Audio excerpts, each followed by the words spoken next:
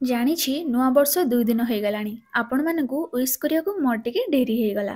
ନବବର୍ଷର ଅନେକ ଅନେକ ଅଭିନନ୍ଦନ। ଭଗବାନଙ୍କ ପାଖରେ ଏତିକି ପ୍ରାର୍ଥନା ସମସ୍ତଙ୍କୁ ଖୁସିରେ ରଖନ୍ତୁ। ଆଉ ଆଜି ନୂଆ ବର୍ଷରେ ପତିଦେବଙ୍କୁ କହିଲି ଆଜି ଆଉ ଘରେ ରୋଷେଇ ହବନି, ଚାଲ ବାହାରି ଯାଇକି ଗୋଟେ ଛୋଟିଆ ମୋଟିଆ ପାର୍ଟି କରି ଆସିବା। ହେଲେ ଆମ ଦୁଇ ଜଣଙ୍କ ଭିତରେ କେତେ ପାର୍ଥକ୍ୟ। ମୋତେ ମେକଅପ୍ କରି ରିଲ୍ସ କରିବାକୁ ଭଲ ଲାଗେ, ଆଉ ତାଙ୍କୁ ଗୋଟେ ଫଟୋ ଉଠାଇବାକୁ ବି କଷ୍ଟ। ମୋତେ ସି ବିଚ୍ ଭଲ ଲାଗେ, ଆଉ ତାଙ୍କୁ ଭଲ ଲାଗେ ପାହାଡ଼।